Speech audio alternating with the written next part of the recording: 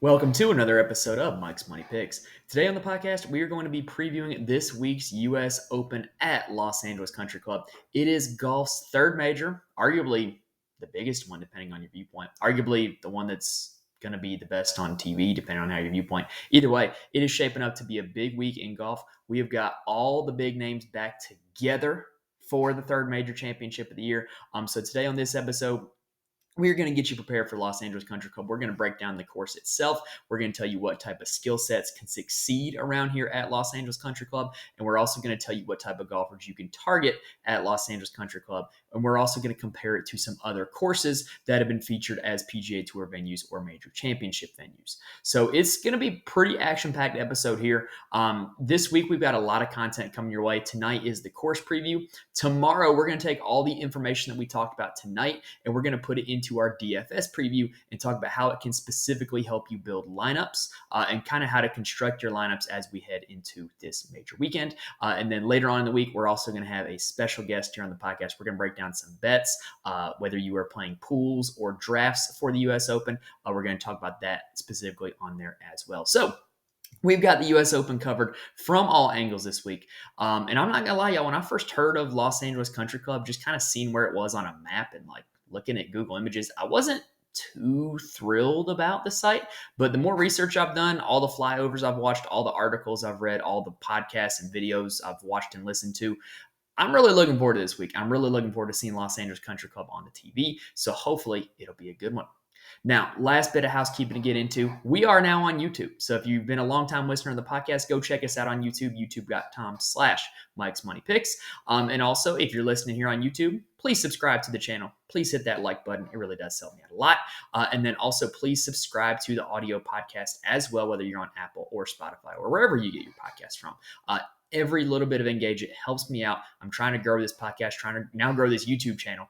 So every little bit helps. I really do appreciate it. Also, Underdog Fantasy is having some contests this week for the U.S. Open at Los Angeles Country Club. They're doing drafts. They're also doing pick'ems with player props for certain golfers. And I'm going to be playing on Underdog all week. If you want to join Underdog and you want to be new on Underdog, use promo code MConnelly88. It is pinned to my Twitter profile at Mike's Money Picks. You will get your first deposit matched up to $100. So it's basically free money if you plan on depositing on Underdog. And it also helps me get a little bit of help as well. So if you are looking and joining Underdog, please check that out on my Twitter profile or just type it in promo code MConnelly88. It's from my personal account. All right, so that does it for all the housekeeping stuff, y'all. So let's go ahead and start breaking down Los Angeles Country Club. All right, so let's start breaking down Los Angeles Country Club. So got the scorecard showing up here on the screen. This will prove to be one of the most unique major championship venues in recent memory. First off, it's going to set up as a par 70, and it's going to be 7,400 yards.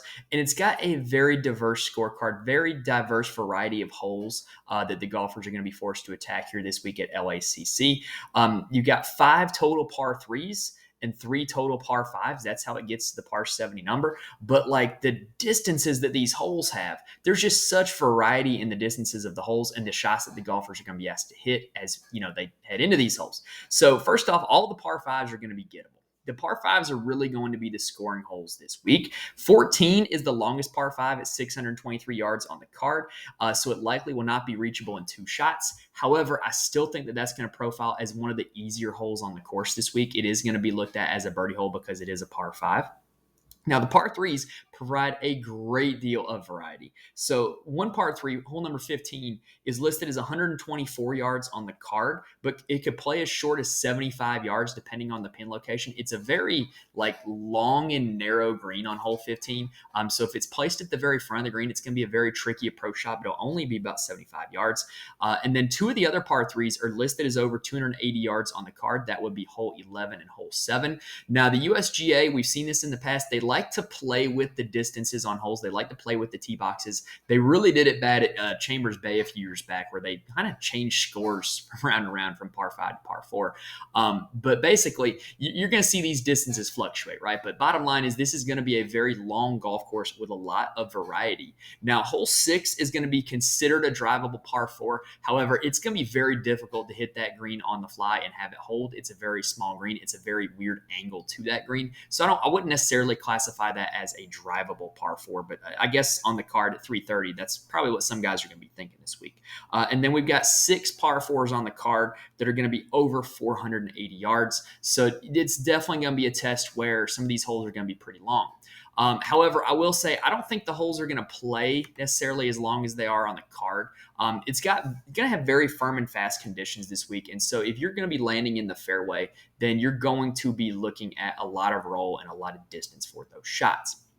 Now, let's go ahead and talk about kind of the build of this course. So the architect is George Thomas. Notable because he pretty much only designed golf courses in Los Angeles, and he designed the other 2 most famous golf courses in Los Angeles as well. He designed Riviera Country Club, home of the Genesis Invitational every year, and he also designed Bel Air Country Club just a few minutes down the road from this one. Now, like Riviera, there are some features that LACC has as well. It starts with an opening par 5. That was kind of George Thomas's thing. And so you're going to have an easy par 5 at the start with hole number 1 this week, which you can see the flyover on the screen on YouTube. Pretty much it's just going to be going hole by hole as I'm talking about them. Now, like Riviera, this is another George Thomas design trend. He liked to do par and a half holes, right? So what he would do is he would make 2 holes that are, say, he wanted to play as a par 4.5 for both of them. So what he would do is he would just call one of them a par 5 and call one of them a par 4, and then your design score, like you're designed to get the 9 strokes between those 2 holes, right? So basically, however you get there is up to you. Hole 1 and 2 are that way. You've got an easy par 5 and then a very difficult par 4 after that. So that's just a George Thomas design feature. You're going to see that pop up a few times here this week. Now, like Riviera, also, this one's going to feature a lot of natural terrain and a decent amount of elevation changes. Now, this one is a little bit different from Riviera, though. They've got what's called a barranca at this course, and you're going to hear that term a lot if you watch the broadcast this week. But a barranca is basically a fancy word for a ditch, and it's like a natural area that's in this ditch. And so you're going to end up hitting off a dirt, hitting off a natural vegetation. It could be sandy, but the bottom line is this: you don't want to be in the barranca because you never know what lie you're going to get out of it. And you know, it could be a stroke penalty if you end up in that barranca and end up with a long lie or the wrong lie, because you're just not going to be able to get a full shot off of it. You're not going to be able to get clean contact hitting out of that barranca.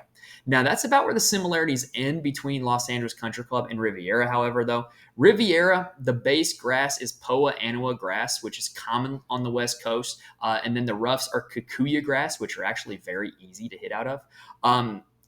LACC is not that. LACC has Bermuda fairways and Bermuda rough and bent grass greens. It actually has the same fairways and greens as what you would see at Oak Hill or at Augusta National, which is very different, right?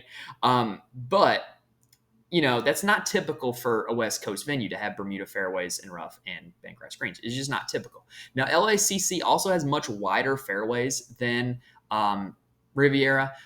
It's not going to be very difficult to hit fairways here at LACC this week. Now, the greens are also like very different in size. Like, you're going to have some small greens, you're going to have some big greens, but even if the greens are big, the landing zones are going to be very difficult because there's a lot of undulation on these greens. Think Augusta National, where there's just portions of the green where if the flag is sitting on this portion, you have to be on that tier or on that little landing area, or else you're just not going to be able to hole a putt. That's kind of a common thing with LACC as well.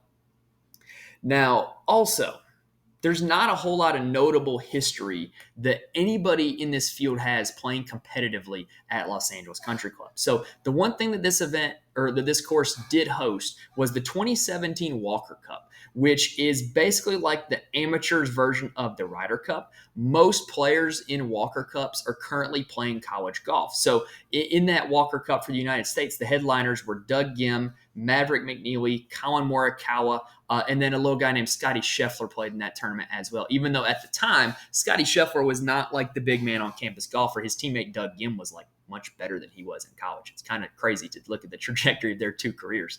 But anyway, in that tournament, Doug Gim, Maverick McNeely, and Colin Morikawa were all 4-0. Scotty Scheffler was 1-1, which is not bad. And then Robert McIntyre played out of Scotland. He was the only European guy in that field that is in this event. He was 1-1 that week. Robert McIntyre also deceptively good major championship history. Definitely worth looking into this week. Now, this course also hosted one Pac-12 championship in 2012. Notable because Patrick Cantlay shot a 62 in that tournament here at Los Angeles Country Club. And then also notable because Max Homa shot the course record 61 in that Pac-12 tournament way back in 2012. So you're going to see like a lot of like people this week that are going to quote that stat that, oh, Max Homa has the course record. So just something to remember, something to keep an eye on.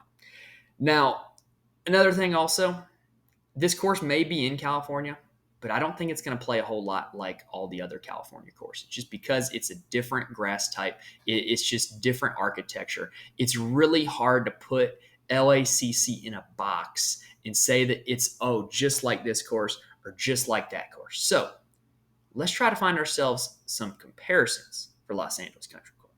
So the first thing I would look at is Riviera would be like the obvious course comparison, right? To me, it's the lazy course comparison.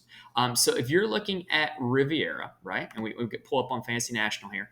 If we're looking at Riviera, it's 20 minutes down the road from this course. It's got the same architect. Even though the grass types are different, there's definitely some similarities. The best guys at Riviera in the last 5 years have been, in order, Dustin Johnson, Jon Rahm, Phil Mickelson. That's different. Oh, I'm sorry. It's not the last 5 years. It's the last 50 rounds. Let's change that to 36.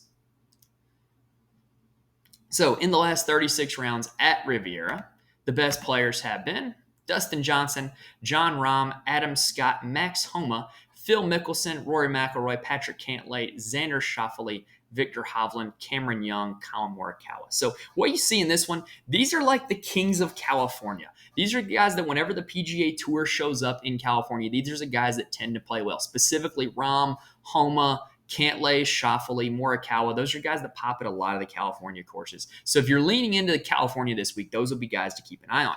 Now, in terms of U.S. Open venues, I definitely think there are some kind of common threads with some other ones, right? I think the most common U.S. Open venue would be Shinnecock Hills, which was home to the 2018 U.S. Open.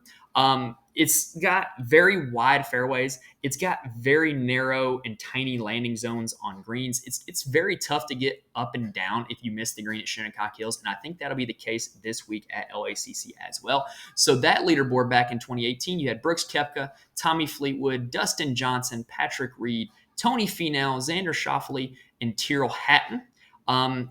Were T6 or better and are currently in this field. Justin Rose and Matthew Fitzpatrick a little bit on the outside looking into that top 10. Now, I do think that you can look a little bit at U.S. Open history in general for this course. The U.S. Open, they generally get courses that feature a similar skill set that will succeed, right? So I think U.S. Open history is a decent predictor to look at. All U.S. Open courses are going to play difficult to par. All of them are going to be very long golf courses. All of them are going to be very penal rough. All of them are going to be very firm fairways and fast greens. Now, my reservation, though, is that all the U.S. Open courses in like the last decade pretty much have placed such a huge emphasis on driving and driving distance. I don't necessarily think that's going to be the case this week. I think it's going to be really easy to hit fairways, and I think the approach shots are going to be what separates guys this week. Anyway, if you just look at U.S. Opens, in the last 5 years, the best players in this field have been Xander Schauffele, Dustin Johnson, Jon Rahm, Rory McIlroy, Brooks Koepka, Hideki Matsuyama, Matthew Fitzpatrick, Colin Morikawa, Bryson DeChambeau, and Gary Woodland. Quite the interesting list there. Anyway, I also think that Chambers Bay, which hosted the 2015 US Open, is not a bad comparison. A lot of quirky architectural features with that course, a lot of elevation changes, and a lot of like awkward shots that you had to hit into those greens. And the guys that played well at Chambers Bay also tended to play well at another little course in Georgia called Augusta National. So I actually think Augusta National is not a bad comparison either. Augusta National is another course that is very long. It's got bent grass greens. It's going to have places that are very difficult to get up and down if you miss the green. And there's just kind of a lot of you're going to have all the shots in your bag if you want to win at Augusta National. That's the best way I can word that. And I think LACC is going to ask that same question as well. Do you have all the shots in your bag to win here? And so if you look at just course history at Augusta National over the last 36 rounds, let's make it a little bit smaller sample size. So over the last 36 rounds at Augusta National, number 1 is Jordan Spieth. Number 2 is Jon Rahm and Rory McIlroy are tied. And then you got Hideki Matsuyama, Justin Rose, Dustin Johnson, Scotty Scheffler, Brooks Koepka, Matt Kuchar, and Ricky Fowler rounds out the top 10. So if you want to do a little bit of Augusta National comparison, those would be some guys to go after. You could also look at this year's majors leaderboard. Now, another comp course that I think is a little bit valid, this one's a little outside the box. You're not seeing a whole lot of people with this comp course this week. I think this course has a little bit of St. Andrews in it. Obviously, St. Andrews, the old course, home of the 2022 Open Championship last year. Very wide fairways. St. Andrews had very big greens, but also had very narrow landing zones.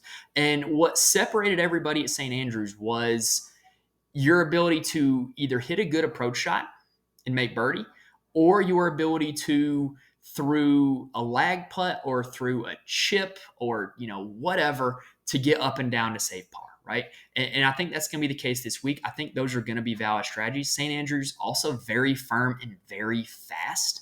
And that's what you're going to see this week here at LACC also. So if you want to look at the leaderboard from that Open Championship, starting at the top, you got Cameron Smith, Cameron Young, Rory McIlroy, Tommy Fleetwood, Victor Hovland, Dustin Johnson, Brian Harman, Jordan Spieth, Bryson DeChambeau, and Patrick Cantlay rounding out the top 10. Now, I think that there are also some other little subtle course comparisons. I think you could do TPC Scottsdale. I think you could do Royal Melbourne. I think those are both valid options also. They're both sand-based. They're both very firm and fast. I don't think it's super comparable because they're not as long or as difficult. But if you're just looking for pure agronomy-wise, sand-based at the bottom, very firm and fast, and natural areas as the main hazard as opposed to water or trees, that would be another comparison. So either way, this golf course, if you're looking for something to go by, it's going to be two things we know for sure. It is going to be difficult to par, and it is going to be long. Now, if it is playing exceptionally difficult to par, we can look at the top golfers that play well at difficult courses. In order, we got Rory McIlroy, Brooks Koepka, Patrick Reed, Dustin Johnson, Jason Day, Victor Hovland, Justin Thomas, Hideki Matsuyama, Matt Kuchar, and Scotty Scheffler as your top 10.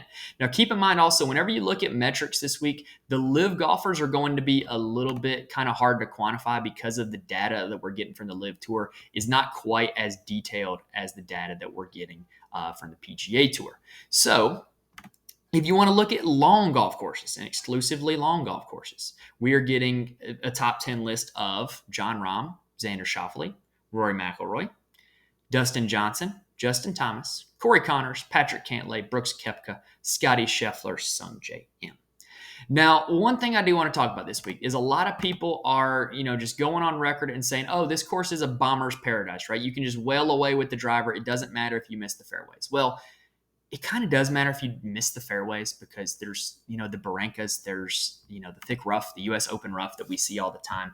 And so it's definitely not going to be optimal to miss the fairways. But I do want to talk about how when there are wide fairways, it creates what I call the Kapalua paradox, which is what happens at Kapalua, the plantation course, home of the Century Tournament of Champions. So you got these wide fairways, right? And everybody's going to be hitting the fairways. And so it creates advantages for two types of golfers simultaneously that are diametrically opposed, right? So you got the long guys off the tee, like a John Rahm or Bryson DeChambeau. John Rahm won this year's Tournament of Champions because he was hitting it as hard as he could, and he was hitting all the fairways, and he was able to, hit shorter approaches into greens because of his distance. You've also seen at Kapalua, though, shorter hitters off the tee play well because guess what? They're in the fairways too. So they're getting increased rollout. They're getting shots to their comfortable, optimal ranges with their irons, and they're able to hit greens and cash in birdie putts because they're elite iron players and they're playing from the fairway. So you've seen guys like Kyle Morikawa was runner-up this year. Cam Smith, Jordan Spieth, Justin Thomas have all won at Kapalua. So I would be wary of just saying that, this course is going to play to bombers because it's very wide off the tee. I don't necessarily buy into that. I think there's multiple paths to success just because the course has wide fairways. Now, also all the time too, there's exceptions to the narrative. So if you're looking at the 2020 U.S. Open, the 2020 U.S. Open was largely considered a bomber's paradise, right? And so if you look at that U.S. Open, at the top of the leaderboard, you had Bryson DeChambeau and Matthew Wolff coming in second. Well, guess what? Third place was Louis Oosthuizen, not long off the tee. Patrick Reed, T13, not long off the tee. Webb Simpson, T8, not long off the tee. Justin Thomas, T8, not exceptionally long off the tee. So, even when a course, is listed as a bomber's paradise, there's still ways for guys who are not bombers to succeed. Guys who are going to play well are going to play well. So when you're looking to pick this week, I don't necessarily know if it would be viable to just say, I'm going to go with all bombers, or I'm going to go with all guys who have elite short games, or I'm going to go with all guys who are great iron players. I think this is going to be a true test where there are multiple pathways to success, and guys are either going to play well or they're not. And it's a U.S. Open. The U.S. Open is the craziest tournament in terms of predictability. You're going to have big names miss the cut. You're going to have, guys come out of nowhere that are in the final pairing on Sunday, like Mackenzie Hughes back in 2021 when John Rahm won it. And so you're just going to end up with a wide variety of outcomes this week, which makes it so hard, so difficult to predict, but it also makes it super exciting. Now, one stat that I did want to get out there is this. All of the last 8 U.S. Open winners finished in the top 13 in their last major play. That's a fact. So you look at that PGA Championship, guess what? Look at that top 13. Apparently one of those guys is going to win the U.S. Open if that trend is going to continue. Now also, another trend, Jordan Spieth is the last person to win the Masters and the U.S. Open in the same year. No one has won the PGA and U.S. Open in that order in the same year because remember, the PGA just flipped to the spring. However, Brooks Koepka did win the U.S. Open and then the PGA Championship back in 2018. So just a few trends worth noticing, right? Now, as you can see, we do have the DraftKings pricing already. So I will be back here on the podcast tomorrow night to break down DFS, different guys we can play, different ways we can build our lineup. If you want my specific takes on players, tomorrow night is the place that you're going to get that. Today was all information, all objective, all unbiased, all to just help you prepare for what should be a great week at Los Angeles Country Club, and I'm really looking forward to it. So remember, come back tomorrow night on the podcast, on YouTube. I'll be back talking DFS specifically, getting ready for building lineups for this week. Now, before I go, quick reminder, if you're listening to the podcast, please hit the subscribe button. If you're on YouTube, please hit the subscribe button. Y'all, I didn't know this until I started making these, but it really does help the creator out a lot when you subscribe and when you like the video on YouTube. So please hit that like button also. All right, other than that, that's all we got for today, guys. So hopefully gave you guys a lot of information that can, help getting you start thinking of who you're going to pick this week, who you're going to put in your DFS lineups, who you're going to be betting to win, who you're going to pick in your office pool. And over the next 2 days, we're going to be back here giving you more content where we're going to give you our takes on who you should be putting in your DFS lineups or betting to win or picking in your office pool. So thank you guys for listening. Hope we gave you guys a lot of actionable information here on this podcast. I will see you next time.